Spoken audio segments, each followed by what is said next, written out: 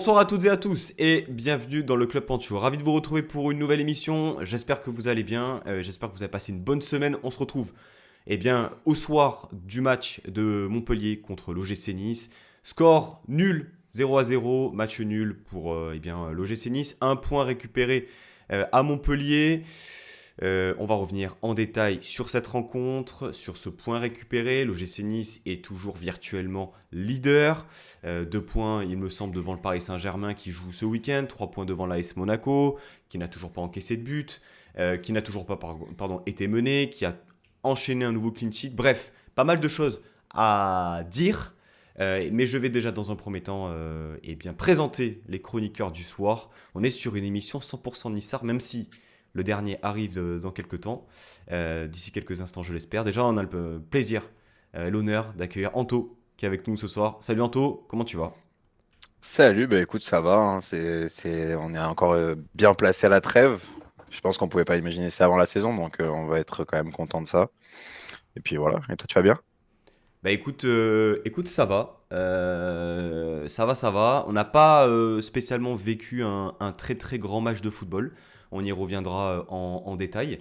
Mais déjà, avant, on a aussi le plaisir d'accueillir Bertigno. Vincent, salut Bertigno, comment tu vas? Bah, ça va très bien. Petit match nul, mais bon, on va essayer de retenir un peu le positif de ce qu'on a vu et se projeter sur la suite. Alors normalement, on est censé être accompagné d'un quatrième niçois. C'est l'ami Nico qui a quelques petits soucis de connexion et tout. A priori, il devrait pas tarder à arriver, je l'espère. Mais voilà, il viendra, il popera comme ça en cours d'émission, tel un caviar de Sofiane Diop. Le score, messieurs, on l'a rappelé, 0-0, match nul à Montpellier. On avait dit déjà, on va être honnête entre nous.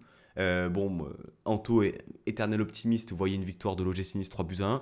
Avec Vincent, on était sur un match nul. T'avais dit un partout, j'avais pas dit de score, mais j'avais dit match nul. Donc déjà, dans un premier temps, euh, bon résultat pour l'OGC Nice finalement. Dans un match piège, un énième match piège, après Clermont, après Metz, où on se disait est-ce que l'OGC Nice va pouvoir l'emporter. Finalement, on s'en sort assez bien, même par rapport à la physionomie du match.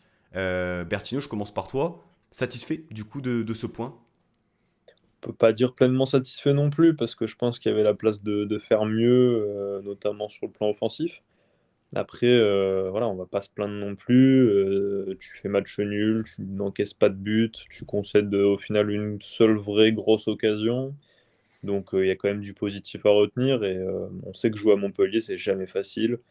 C'est toujours des matchs assez accrochés, donc non, c'est pas forcément très positif, mais c'est loin d'être négatif et ça nous permet d'avancer petit à petit. Anto, est-ce que tu es dans le même état d'esprit? Est-ce que tu as des regrets après ce match?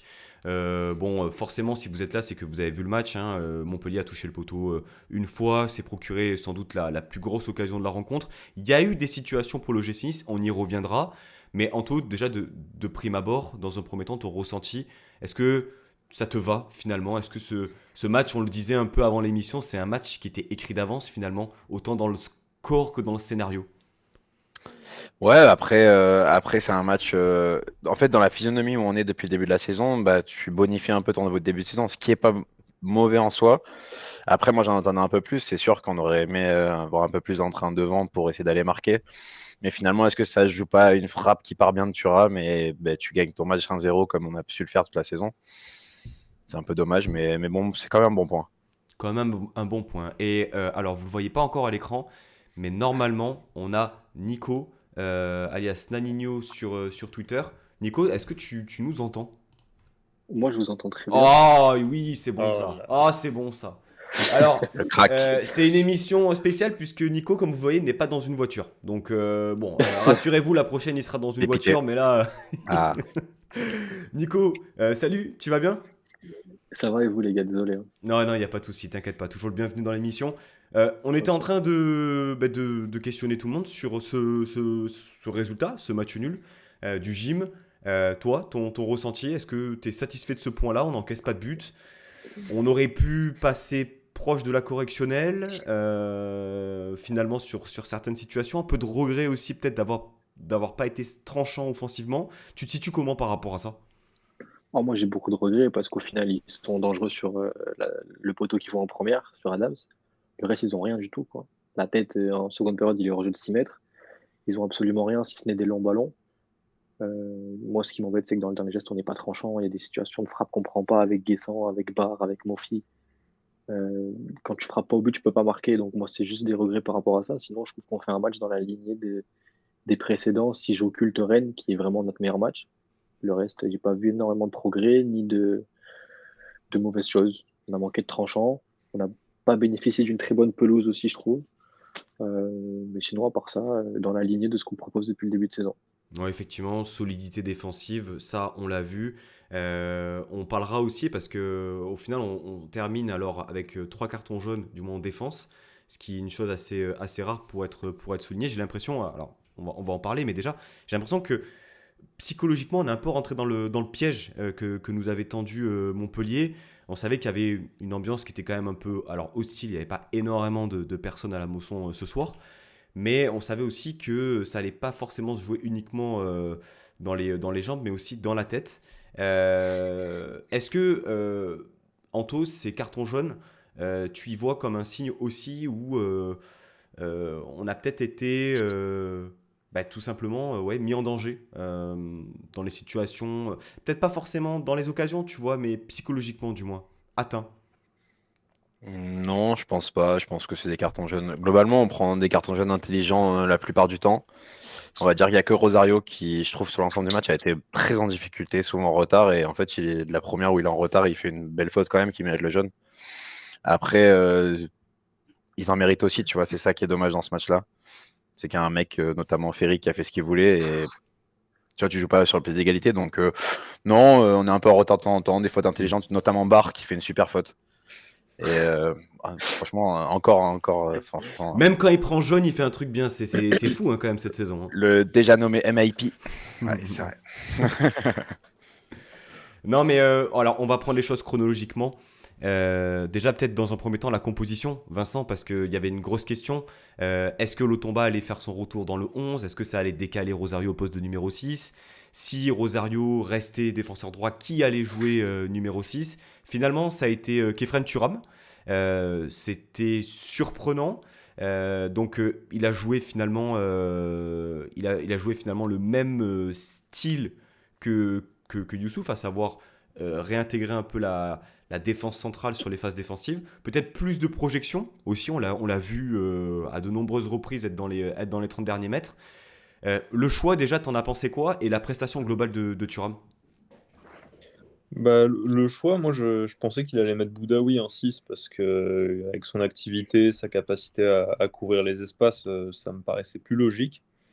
Et en fait, mettre Thuram, enfin, le choix était globalement bon parce que je pense qu'il a quand même fait un bon match sur le plan défensif, notamment sur le plan aérien où il y a eu beaucoup de longs ballons et je pense qu'il a quand même eu une présence au duel pour gratter quelques ballons dans ce secteur-là.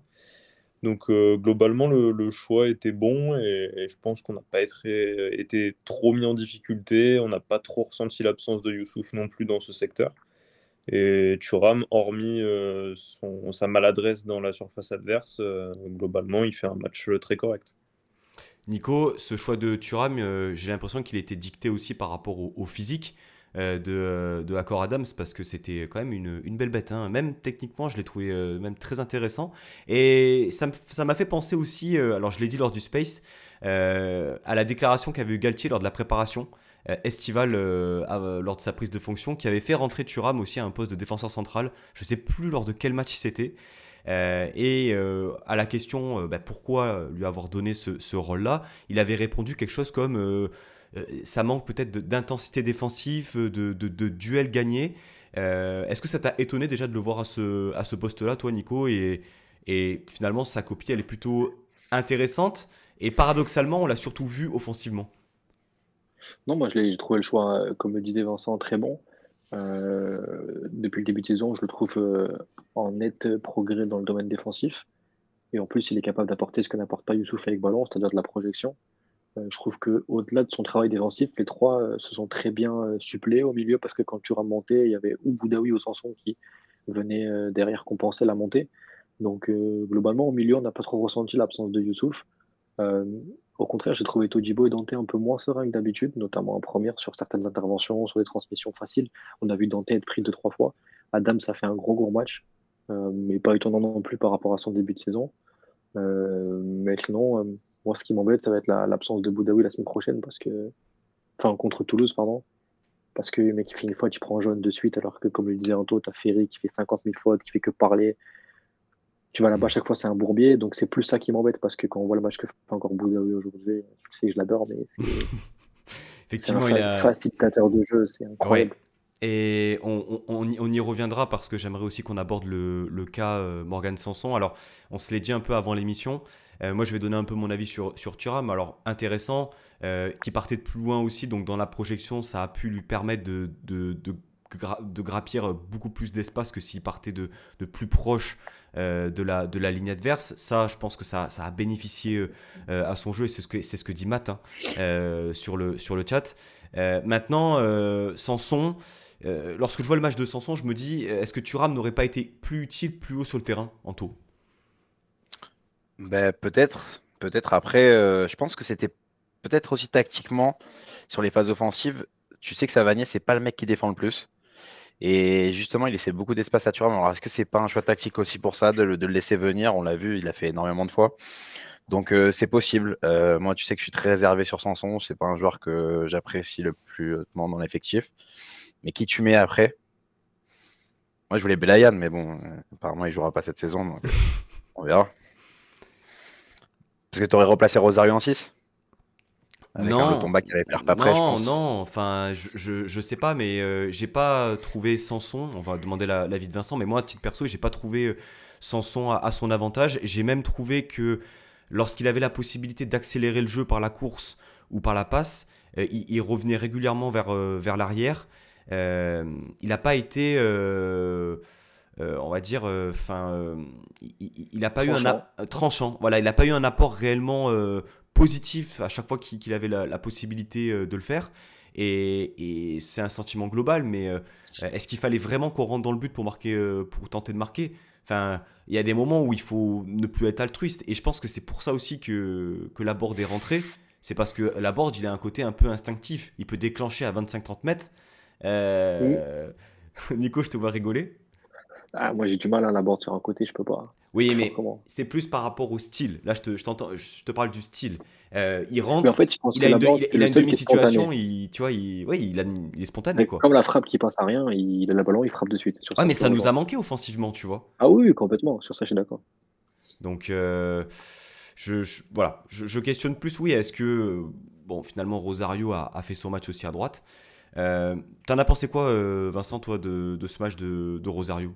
Finalement, maintenu dans ce poste de latéral. Il prend jaune très rapidement, à la 5e minute de jeu. Mm. Finalement, pas mis en difficulté, pas non plus Après, en délicatesse dans ses transmissions. Un match convaincant. ouais, un match, mais en fait, un match où il a fait les choses simplement en se plaçant correctement, en étant présent au duel, en relançant court. Voilà, il a pas cherché à faire des choses compliquées. Défensivement, il n'y avait pas non plus un vis-à-vis qui allait très vite et qui le provoquait beaucoup. Donc, ça a aussi permis de limiter un petit peu ses faiblesses. Donc, non, ouais, un match très correct, appliqué, on va dire. Voilà. Appliqué, respect des consignes, présent dans le collectif. Et il a fait ce qu'il faut, mais par contre, tu vois, sans on parlait de Sanson, je trouve qu'il est très actif, mais toujours à contre-temps. Hmm. Toujours à contre-temps dans ses choix, le décalage au mauvais moment, la passe au mauvais endroit, alors qu'il y a de l'espace de l'autre côté. J'ai eu un peu de mal avec ouais, son apport offensif, j'en attendais beaucoup plus. Et puis sur la grosse situation de ta première mi-temps, alors il y a le tir de Buonanni, on y reviendra, mais il y a aussi l'action où Sanson se trouve dans les 6 mètres à une occasion de but, hein, littéralement. Alors, un geste compliqué à faire, mais le rendu, à ce moment-là du match, tu dis... bon, après, c'est facile de juger sur un canapé, naturellement, mais tu te dis quand même qu'il peut faire mieux. Mais il a voulu faire quoi? Parce que moi, j'ai pas compris. Vraiment, je me suis demandé ce qu'il a voulu faire. Bah, je Personne. sais Je pense qu'il Ouais. doit il doit la tenter première intention, quoi. Et moi, je pense juste qu'il se pète la gueule en reculant, hein. C'est vraiment ça, quoi. Sur une top de la motion, c'est pas impossible. Ouais, peut-être. Ouais. La composition de Farioli, Nico, c'est aussi la première titularisation de Badreddine Buonanni. C'était aussi une surprise par rapport au peu de temps de jeu que le joueur a eu depuis le début de saison. Un match timide. Moi, personnellement, après, bon, on a vu le même match, les gars, je pense qu'on est sur la même longueur d'onde, mais il avait quand même son rôle à jouer ce soir. Je suis très déçu, enfin, non, allez, déçu de sa performance, dans le sens où tout ce qu'il a fait, c'était constamment la même chose, quoi. J'avais l'impression un peu de voir Laborde, finalement. De toujours Ah non, revenir. je suis pas Non, Ah mais, d'accord. non, non, mais non, les gars, toujours revenir vers l'intérieur et non. centrer. Ouais, Ouais, mais mais au la moins, il centre différence, comme c'est il qu'en faut. contre 1, il Il sent. passe. D'accord. Ouais, mais l'a-t-il joué le 1 contre 1? Est-ce qu'il a joué des 1 Oui, il contre a 1? Et joué. 2 fois Ouais, il ou a 3 joué. fois, il l'a joué. Ouais, mais pas assez. Après, Pas non, mais après, assez. on est tous d'accord sur le fait qu'il doit faire beaucoup mieux par rapport à ses qualités. Maintenant, il faut prendre en compte que le mec, ça fait peut-être 5-6 matchs qu'il joue pas, Hmm. qu'il est encore très jeune et que c'est très dur de jouer un joueur qui a un manque de rythme, un manque de compétition. Il faudrait le laisser enchaîner. En tout cas, moi, en termes de percussion et de volonté, j'ai vu plus en une mi-temps que la board en 10 matchs. Sur l'aspect offensif, je te parle. Alors après, peut-être que la board Hmm. t'apporte plus de garanties, tout ce que tu veux. Peut-être que Bonani manque de présence dans la surface. Mais si tu regardes un premier mi-temps, l'occasion, c'est lui qui l'a. Le centre pour Sanson, c'est lui. En seconde période, il laisse passer la balle entre les jambes, il donne la balle à Rosario pour Mofi. Mofi ne fera pas, c'est encore lui. Alors c'est encore, il y a encore Contre après beaucoup de sur déchets. Thuram. Le centre porté sur Thuram, et au final, il est à l'origine de toutes les occasions. Ce qui est frustrant, c'est que sur certaines situations, notamment en première période, au tout début, il doit frapper il rentre dans l'axe, il doit frapper. Mais sinon, c'est un peu le pendant de Boga, je trouve. Comme par hasard, tu as moins vu Boga parce que tu as plus vu Buonani. Alors Hmm. que sur les matchs précédents, tu voyais que Boga parce qu'en droite, tu avais la board qui est pas dans son rôle, en fait. Tu peux pas l'attendre là-dessus, c'est pas son profil. Maintenant, juste pour revenir 2 secondes sur Sanson, moi, ce qui me saoule, en fait, avec Sanson, c'est qu'il est capable de faire des choses et il les fait pas. Euh, Par le déplacement, 3 fois, il a créé un décalage monstre. Il a réussi à se retourner avec le contrôle. Il a créé une occasion. Et en fait, il le fait trop peu. Donc, à un moment donné, plutôt que de faire sortir un Boga et de faire entrer un Diop à gauche qui est inutile à gauche, ben, plutôt tu fais sortir Sanson et tu fais rentrer Diop dans l'axe. Je trouve que ça serait plus judicieux. Surtout que Diop, on l'a vu, il a le coffre pour défendre. Euh, et à la limite, tu fais rentrer un Baldé pour apporter justement un peu de folie, un peu de créativité, de vitesse. Parce que là, tu as sorti tes deux ailiers provocateurs, entre guillemets. T'avais plus rien. Oui, c'est vrai que c'était des changements qui étaient radicaux et assez tôt dans le match, Mais 65. frileux, je trouve encore. Moi, j'ai trouvé très frileux ce soir encore, Farioli. Après, ces derniers coachings ont crié au génie, hein, Bien sûr. quand il fait Perrault c'est à Clermont. Bon, c'était plutôt positif. Vincent, sur Buonanni, euh, Nico, tu m'as convaincu. Tu m'as convaincu sur Ah, mais Buonanni. après, C'est factuel et je rajouterais même son retour défensif en deuxième mi-temps avant qu'il sorte, où il défend sur, je sais plus si c'est Saint-Luc Saint-Luc, ouais, c'est ça. où il fait un retour défensif, chose que on le voyait peu faire, du moins aussi efficacement depuis ses débuts chez nous. Vincent, toi, ton avis sur, on va dire, l'heure de jeu de Buonanni pour sa première titularisation de la saison? Bah, franchement, je la trouve pas exceptionnelle parce que, comme l'a dit Nico, il aurait pu faire mieux, mais voilà, au final, techniquement, il t'apporte un peu de maîtrise. Il est capable de créer du déséquilibre en venant rentrer dans l'axe et en percutant. Et pareil, voilà, il te crée des occasions, bah, celle sur Sanson, la passe en retrait sur Thuram. Au final, il peut finir le match avec une ou deux passes décisives et on aurait dit bravo Farioli, excellent choix. Et puis voilà, mais franchement, pour un joueur de cet âge-là qui a très peu enchaîné en ce début de saison, le match, il est globalement pas mal. Enfin, il est plutôt encourageant. J'ai pas de critique particulière à faire. Hmm. Anto, Buonanni, convaincant cette heure de jeu. Est-ce qu'on n'aurait pas un peu des regrets de ne pas avoir eu un Aliou Baldé sur ce genre de rencontre? Ah non, moi, clairement pas. Moi, je suis satisfait. Pour moi, c'est le meilleur des trois devant ce soir et de loin, du moins titulaire, même Lexis en fait. Et c'est un joueur en vrai, il a pas perdu beaucoup de ballons, il a pas beaucoup de déchets. Alors certes, il a pas tenté énormément, mais c'est là où tu peux regretter de pas avoir un vrai latéral. Parce que tu t'imagines avec notamment Atal, bah clairement, il aurait pu faire mal, tu vois. Mais là, tu peux pas, enfin, il a pas Rosario qui est derrière lui souvent. Tu vois, il n'a pas le penchant Melvin Barr, ce qui serait, je C'est pense, fou de très dire bien ça. pour lui. Non, mais je pense que c'était Atal et malheureusement, on l'a perdu un peu bizarrement. Et sinon, il est très bon. Quand il est enfermé, il trouve des extérieurs du pied droit où il change le jeu complet. Et je trouve que c'est le seul qui fait ça dans notre effectif et c'est super bien. Il faudrait qu'on s'en serve un peu plus. Donc, non, moi, je suis clairement satisfait. J'étais un peu déçu de le voir sortir, même si je le trouvais cramé. Donc, bon, voilà, c'est très bien et j'espère le revoir un peu plus. On verra si effectivement la confiance est renouvelée auprès de Buonanni. On peut parler effectivement de Hichem Boudaoui. Déjà la semaine dernière, c'était passé un peu inaperçu, mais Morgan Sanson, finalement, j'ai l'impression que son rôle aussi dans l'effectif, même s'il n'y a pas de hiérarchie qui est établie, enfin si, mais officieusement, c'est plutôt un finisseur, quoi, finalement, Morgan Sanson. C'est plutôt un entrant. Enfin, un entrant dans le sens où il va rentrer à l'heure de jeu, finir les matchs. J'ai l'impression que ça lui convient peut-être un peu plus. On aurait pu imaginer le voir à un poste de numéro 6, comme il avait fait sous Didier Digard. Finalement, toujours ce poste de 8 axe droit. Et puis sans doute l'un des meilleurs. Alors j'ai pas assez de recul sur la rencontre, mais je pense que c'est clairement le meilleur. Ça a été le plus constant sur le match avec Melvin Barr. Vincent, est-ce que clairement. Ouais, oui, oui, bah, il faut s'y faire, hein. Ah, mais, Et Nico, il faut ah, s'y faire. Non, non, je sais, mais mais. avec le plus grand plaisir du monde, je te le dis. Si tu euh, savais comme je suis content. C'est le meilleur latéral Moi aussi. gauche de Ligue 1. Du monde. Ah, de suite. Alphonso Davies, Pocket. Vincent, Boudaoui, meilleur niçois ce soir? Ouais, potentiellement, hein, franchement, il a été partout, au milieu de terrain, à la récupération, il a su se projeter, trouver des décalages, même percuter plusieurs fois balle au pied. Encore un match très très très complet de sa part, donc on est habitué, hein, on l'aime, on ne le présente plus, mais hyper important dans cet effectif-là, et franchement, bah, il continue de nous régaler, donc c'est un très bon match de sa part, franchement. Ça aurait été mérité d'avoir une petite passe décisive ou un petit but pour récompenser tout ça. On n'était J'ai. pas loin sur une action similaire Hmm. à tous les buts qu'on met en plus. Ouais. Mais Dommage. d'ailleurs, ça me fait penser à une action. Justement, c'est un centre qui vient de la gauche. Et contre Rennes aussi, il y a eu énormément de centres en retrait. Et je trouve Mm. plutôt des bons centres en retrait.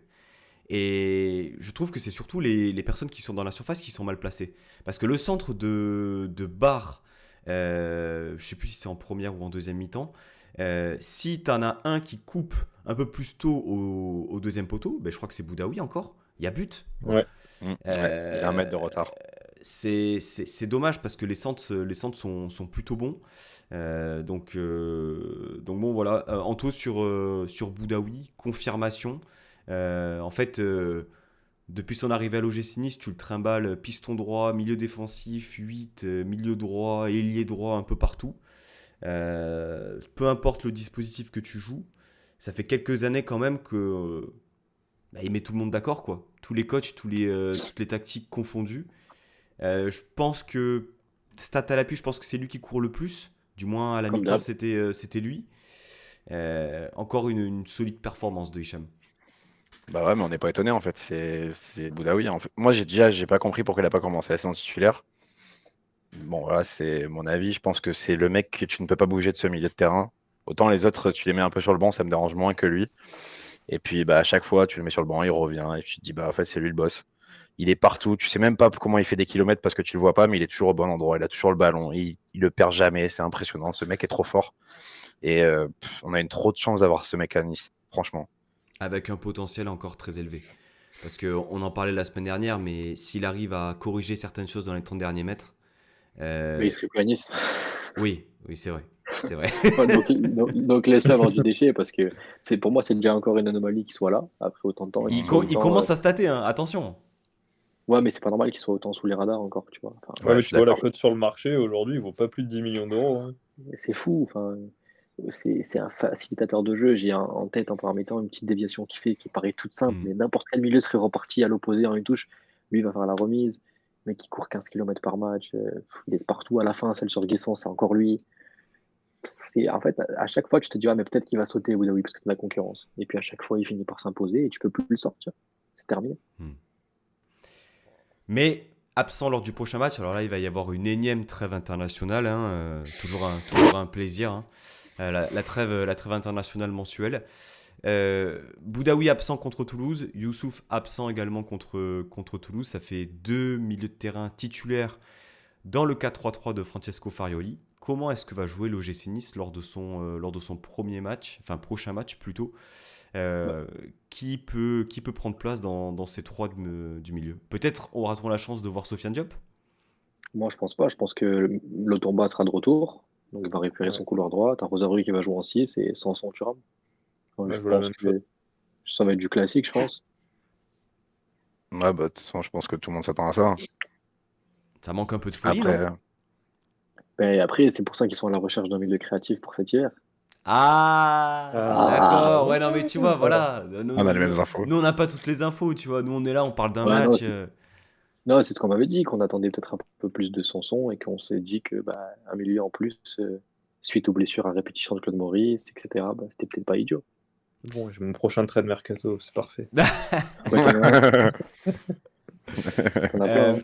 mais c'est quoi déjà les conditions pour l'option d'achat? Enfin, c'est une obligation d'achat ou une option d'achat, je sais plus, pour De Sanson. Sanson, Ouais. Option, je je crois crois. je crois qu'il faut qu'il dispute tant de matchs.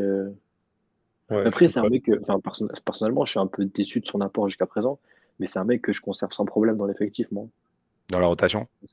Ouais, dans la rotation, c'est un mec qui, au final, ne- enfin, c'est pas un joueur extraordinaire, et c'est pas non plus un joueur qui déçoit énormément. Je pense que pour la Ligue 1, dans ce qu'on est en train de mettre en place, c'est très cohérent. Ouais. Euh, et au final, à 4-5 millions d'euros, est-ce que tu peux trouver mieux sur le marché? T'as un mec avec un gros volume de jeu quand même, avec un super état d'esprit, qui a une solide expérience européenne aussi, de la Ligue 1. Donc c'est pas déconnant de garder un Sanson dans la rotation. Mais après, c'est à lui d'en faire un peu plus aussi. Dans les 30 derniers mètres, moi je l'attendais un peu plus tranchant. Et après, peut-être qu'il va monter en puissance, on sait pas. En fait, j'ai l'impression de voir un peu Aaron Ramsey, tu vois, des fois. C'est-à-dire Ouais, un peu partout et neutre. nulle part à la fois. Trop neutre. Ouais, neutre, trop Hmm. neutre. Mm. Mais il va peut-être monter en puissance, j'espère. Ça manque, je trouve, effectivement, de créativité, de spontanéité, de folie, quoi, de décalage. Bon, Vincent Hissé, il y en a un en Belgique qui attend que ça. Ouais, ouais. C'est de la folie qu'on soit pas allé le chercher déjà. Ouais, mais lui, c'est des problèmes contractuels, donc. nous verrons tout ça pour le mercato hivernal. On a parlé du milieu de terrain, donc vraisemblablement pas vraiment de surprise lors du prochain match contre Toulouse. Euh, que peut-on dire de plus? Tu parlais effectivement des difficultés un peu inhabituelles. Je crois que c'est Nico de Dante. Bon, encore un match solide. Mais j'y reviens, mais nerveusement, j'ai senti quand même qu'il y avait un peu comme contre Rennes avec l'expulsion de Youssouf. Je vois la rage de Thuram après avoir raté une occasion. Ça fait bizarre de le voir comme ça. Euh, on n'est pas passé loin, j'allais dire de la correctionnelle, pas vraiment, mais encore un match solide de la part de la charnière centrale, Anto. Bah, moi, je l'ai trouvé moins serein. Même Todibo, j'ai pas trouvé. Bon, il est bon, mais comparé à ce qu'il nous fait d'habitude, je l'ai trouvé moins bon, tu vois. Il s'est fait passer souvent alors qu'on n'a pas l'habitude de ça. Il est. Alors peut-être qu'il y a l'équipe de France qui joue, j'en sais rien, c'est possible. Mais ce soir, je l'ai trouvé un peu en dessous de ses performances depuis un mois. Bon, c'était pas dégueulasse, mais après, on n'est pas en danger, donc qu'est-ce que tu veux dire en fait? Tu peux pas les accabler. Ouais, c'est-à-dire qu'il ne fait pas un grand match, mais enfin, tu n'encaisses pas de but pour autant, et Boulkan ne fait pas tant d'arrêts que ça. Non, Euh, puis tu sais, même les deux poteaux, en vrai, quand tu revois les images, je pense que Bulka est dessus si c'est dedans. Vraiment. Oui. je me Moi, je demande vois. s'il la touche pas la première. Ouais, Non, moi aussi. je crois pas, Moi moi. aussi, j'ai un doute. Tu crois pas? Après, Todibo et Dante, ils avaient un client quand même en face, hein, parce que Adams, physiquement et techniquement, c'est quand même un bon attaquant de Ligue 1, hein. Franchement, tu le vois à tous les matchs depuis le début de saison, il impose un défi à toutes les défenses. Donc, Oui. Ouais. enfin, pour Todibo, c'est plus facile de maîtriser un Gouiri, par exemple, que de Oui, maîtriser bien un, sûr. un joueur comme lui. Euh, Gouiri, tu vois, la semaine dernière, il n'a pas existé du tout. Là, Adams, le gars est capable de jouer dos au but, il est capable de prendre la profondeur, un peu plus difficile à maîtriser. Effectivement. Il y avait un face-à-face qu'on attendait impatiemment, bon, qui a forcément tourné à l'avantage de Melvin Barr, mais c'était le face-à-face entre Altamari et le latéral gauche français. On se souvient du match de préparation cet été qui avait tourné à l'avantage de l'ailier du MHSC. Là, clairement, il n'a pas existé. On a plus vu Fayad de l'autre côté et effectivement Accor Adams. Mais Melvin Barr, encore une performance solide. On attend peut-être de lui un peu plus de présence offensive, même il a eu quand même quelques situations. Nico, t'en as pensé quoi de son match défensif? Altamari a eu des miettes à se mettre sous la dent et Barr encore une fois solide. Ouais, dans la lignée de ce qu'il propose depuis le début de saison, impressionnant. Impressionnant de sérénité, de puissance au duel. Il se lâche de plus en plus offensivement. Il se fait de moins en moins prendre dans le dos. Je trouve qu'il allège énormément Dante aussi, qui est beaucoup plus serein. Euh, il faut aussi dire qu'il est énormément aidé par Boga, et ça c'est une force parce que quand tu as un joueur qui est aussi créatif et percutant devant, c'est rare qu'il soit aussi discipliné défensivement. Mais je suis très heureux de dire dans ton émission que Melvin Bard est en train de me faire fermer ma bouche et de s'imposer comme un de nos meilleurs joueurs. C'est franchement impressionné Hmm. de par sa progression, de par sa force mentale pour être revenu à ce niveau-là. Il n'y a rien à dire. Il n'y a rien à dire. Très, très, très fort. Euh, Et mais j'oublie pas ton tweet. Hein. voilà, Ah, après, mais euh, je- rendons à César ce qui lui appartient. Hein. Et tu l'avais écoute, annoncé, je moi t'avais je pris pour suis, un fou, bah, moi, t'avais moi- raison. moi- non, non, mais moi je suis content pour lui et j'espère aussi qu'on va pouvoir en dire autant. Moi j'attends que Rosario me fasse aussi fermer ma bouche, hein. Pour l'instant, ça Ah, c'est va, compliqué là. mais c'est pas non plus, dingue. On a parlé des problèmes offensifs, mais concrètement, on a l'impression d'avoir revu ce match encore une fois. Ça fait penser à des matchs comme contre Lyon, même si Lyon, on a quand même des situations. Brest aussi. Finalement, l'OGC Nice ne peut pas gagner tous ces matchs, sinon ce serait beaucoup trop beau, beaucoup trop facile. Mais en tout, finalement, on sait ne pas les perdre. Et ce soir, finalement, certes, tu ne gagnes pas, tu ne marques pas, tu fais pas un grand match, mais tu contrôles le rythme et le tempo de cette rencontre, en manquant effectivement de réussite devant et de tranchant, on l'a dit. Mais j'ai l'impression, même dans nos propos, qu'on est malgré tout optimiste et rassuré par ce match-là qui aurait pu être un match piège, un de plus. Clairement, il y a du progrès, hein. Tu sais, on le sait tous, on en avait peur de rencontrer les petites équipes. Dans les matchs comme ça, on savait qu'on allait toujours se faire niquer à la fin. Et au final, bah, soit tu gagnes, soit tu fais nul. C'est plutôt positif. Surtout que même offensivement, tu vois, il y a un truc qui a été dommage ce soir, c'est Boga. Son match, il est très difficile. Et donc, du coup, bon, bah voilà, tu te contentes de ce que tu as. Tu prends et après la trêve, tu vas fracasser Toulouse. Là, il sera encore sur Liverpool et tout. On les fracasse, on les remet un peu sur place. Tranquille, c'est nous les Européens. Mais t'as pas trouvé, Anto, que Boga a manqué de prise d'initiative aussi? Ouais, ouais, clairement. Ben, tu regardes les deux matchs, tu te dis c'est pas le même joueur en fait. Et c'est assez fou. Je pense qu'il y a des moments où il avait la place.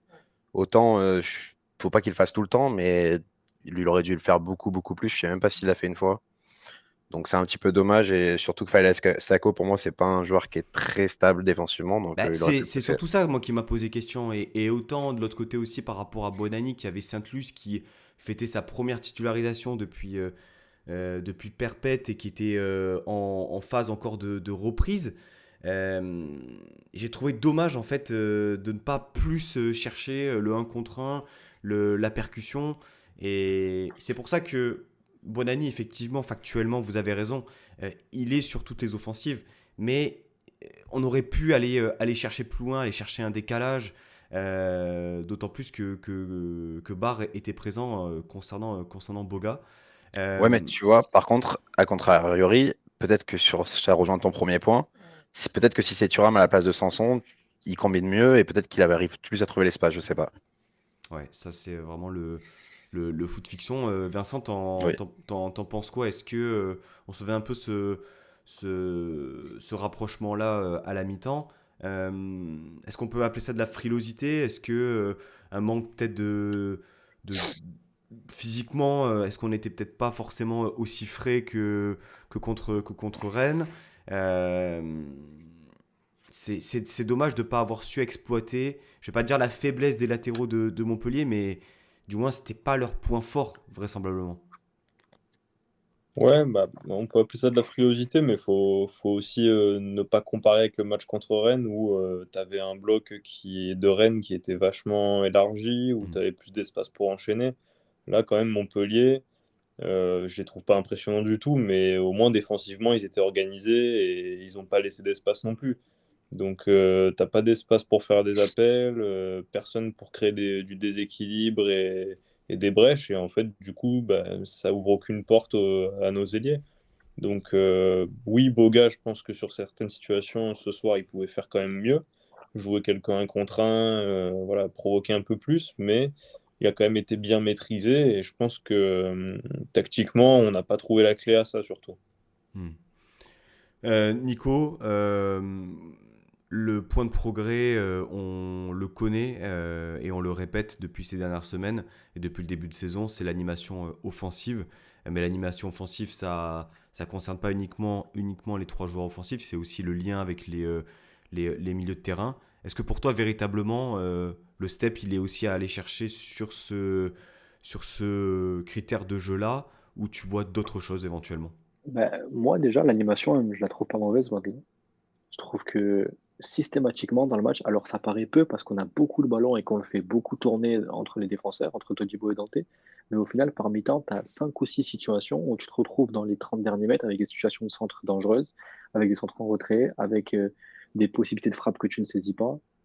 Donc pour moi, le progrès, il est vraiment dans la prise de risque dans le dernier geste, c'est-à-dire tenter, Hmm. mettre le gardien en contribution, quitte à avoir du déchet, quitte à oublier un partenaire, mais à un moment donné, voilà, il faut prendre ses responsabilités.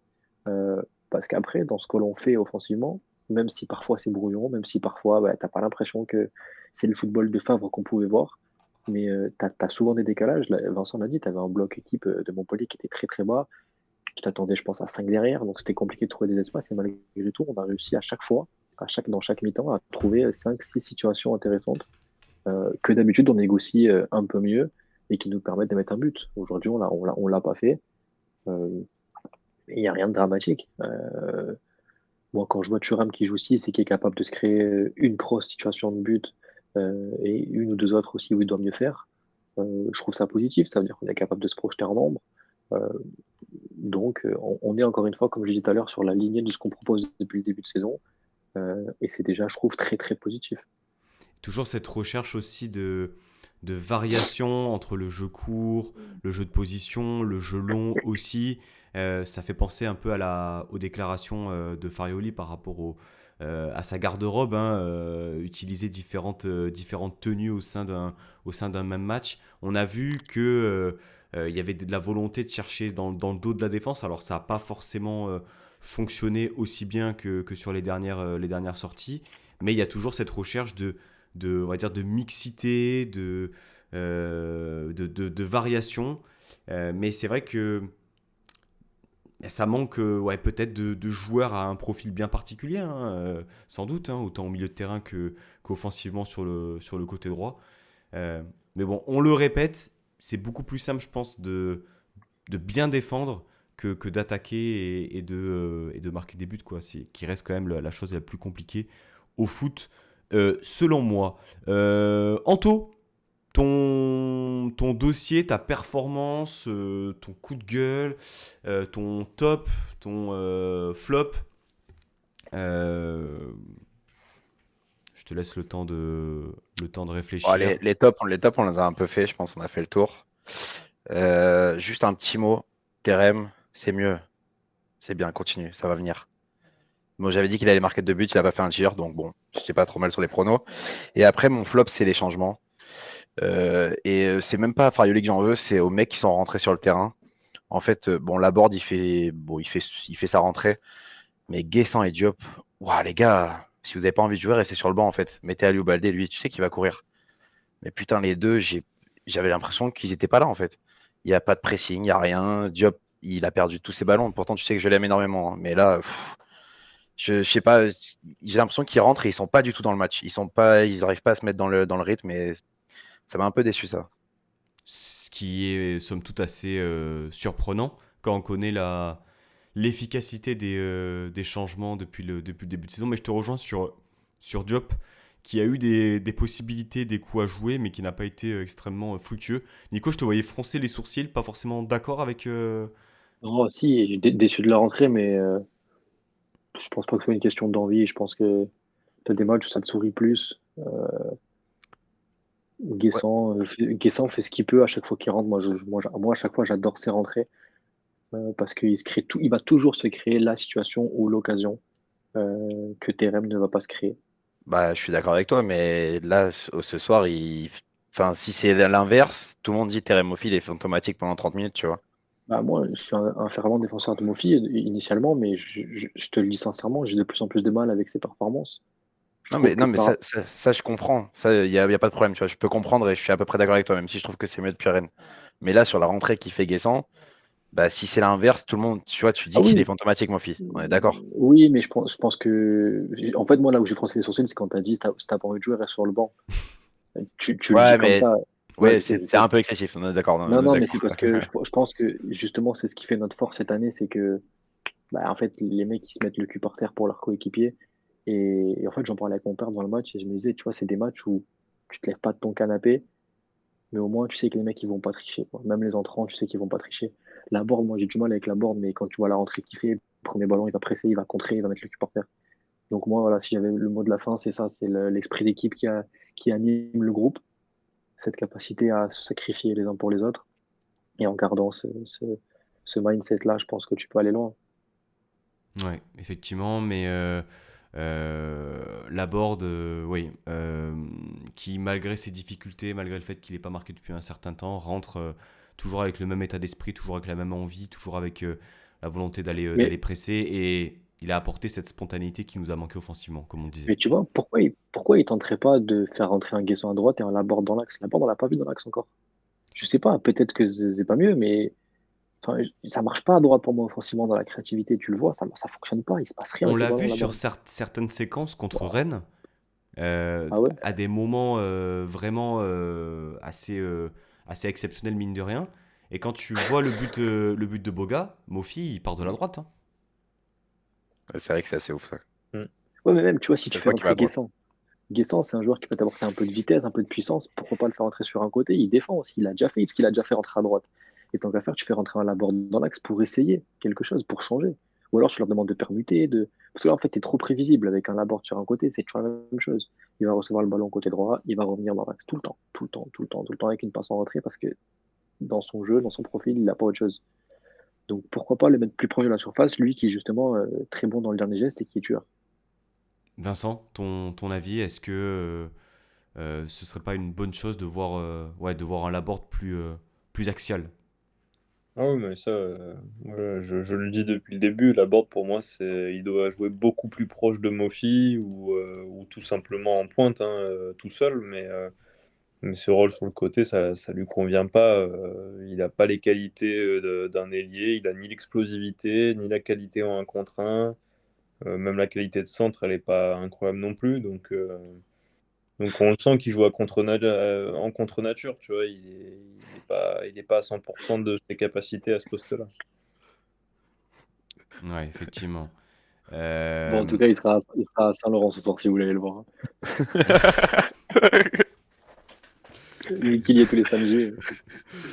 là, c'est la réputation qui suit le joueur. Si encore il pouvait marquer Ah, des buts et être performant ouais, mais là-dessus, il peut faire ce qu'il veut tant qu'il fait 15 bandes par match, tu peux rien lui dire. ouais, c'est ça.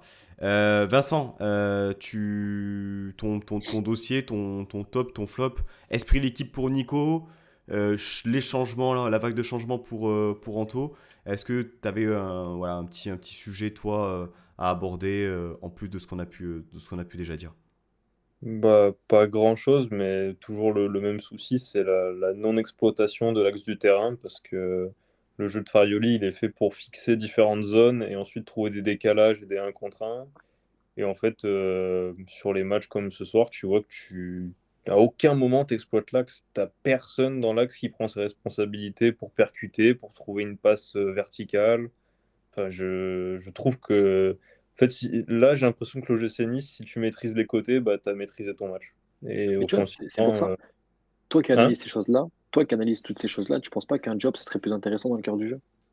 Ah, mais oui, mais moi, Job, j'ai jamais aimé à gauche, hein. Je milite toujours pour qu'il soit dans l'axe et je pense qu'il est capable de le faire. Après, la différence, c'est que Diop, depuis qu'il est arrivé à Nice, bah, enfin, il a les qualités pour faire ce rôle-là, mais je ne l'ai jamais trouvé non plus hyper efficace par la passe ou par le dribble dans l'axe, tu vois. Il fait trop peu de différence, il est quand même trop peu décisif pour le joueur qu'il est. Et j'en attends plus et j'attends, voilà. Si, comme tu le disais, il y avait un renfort à avoir au mercato, bah, c'est vraiment dans ce secteur-là où j'aimerais un accélérateur de jeu dans l'axe et que tu puisses varier un peu tes offensives. Moi, j'ai souvenir d'un match, je le prends souvent comme match référence de Diop, et pourtant, c'est un match au cours duquel il n'avait pas forcément staté, mais c'est le match à Bollaert l'année dernière, où il joue en retrait derrière Mofi. Et il avait été exceptionnel dans la conservation, dans le jeu, et puis Mofi avait été aussi bon, même s'il n'est pas buteur, il n'est pas passeur, mais la relation avait fonctionné. Et moi, je te rejoins, Nico, sur un match comme ça, où on voit en plus un Sanson qui n'est pas forcément à son avantage, où on manque de présence dans l'axe, de percussion, de prise de risque. C'est vrai que Diop, on peut lui reprocher sa rentrée, mais on ne peut pas lui reprocher de ne pas avoir tenté. Quand il fait sa percée dans l'axe et qu'il en élimine deux, qui perd le ballon, on va dire dans l'axe parce qu'il s'engouffre dans la défense. On attend de voir, mais Je pense que Farioli n'a jamais senti que son équipe était capable de gagner le match et qu'il s'est dit faut pas le perdre. Moi, je le vois comme ça, en fait, le truc. Et qu'avec un Sanson, bah, tu sais qu'il va y avoir les efforts de fait, tu sais que tactiquement, c'est très discipliné et que tu prends pas de risque en le laissant sur le terrain. Enfin, moi, je pense que c'est ce qu'il s'est dit. Si hmm. ça passe en faisant rentrer Diop à gauche, tant mieux. Si on a cette petite baraka qu'on a depuis le début de saison et qu'on arrive à marquer sur un coup de pied arrêté ou sur une occasion, tant mieux. Mais sinon, on va pas trop non plus s'exposer. Enfin, moi, je le vois comme ça, en tout cas, sur sa lecture du match. Hmm. Puis ça tente de maîtriser le rythme de la rencontre. Donc de ce fait, tu dois sentir aussi quand tu es capable de pouvoir marquer, ou enfin, du moins, ou pas. Euh, Messieurs, écoutez, je pense qu'on a fait le tour. On n'a pas dit quand même quelque chose d'important. On l'a sous-entendu tout à l'heure lorsqu'on a parlé de Todibo. Mais resélectionner en équipe de France, en fait, on va plus le dire puisque ça va être, je pense, récurrent lors des prochains rassemblements, avec un match notamment à Nice contre Gibraltar, mais qui marquera la troisième ou quatrième sélection, enfin du moins dans le rassemblement de JC Todibo. On a fait le tour pour cette émission. L'OGC Nice est toujours leader virtuellement avant la fin du week-end. Prochain match dans 15 jours contre Toulouse à la maison. Et puis merci à tous les trois de m'avoir accompagné, Anto, Vincent et Nico. Émission à chaud, on n'a pas la victoire, mais on a quand même des éléments positifs à exploiter. Et puis on vit quand même une grande saison, les gars. On va pas se le Carrément. cacher. On va pas se le Et en cacher. plus, tu as eu le son et l'image pour moi. Ah, et honnêtement, je pense que ça peut dire. Et on n'a pas eu le son d'octave grave que vous avez eu lors de Nice-Strasbourg. Ça Pour manque ceux un peu qui... quand même. Ça manque un peu de... Ouais, ça manque quoi. Ok. La Batcave surtout, moi, c'est le cœur, ça. Les gars, très bonne soirée à vous. Merci. Merci au chat aussi d'avoir été présent. La rediffusion, elle sera balancée, je pense, dans la soirée ou demain matin sur Spotify et YouTube. Merci à vous pour votre fidélité et on se retrouve très vite. Ciao, passez une bonne soirée. Et puis, Issa Nissa. C'est Nissa.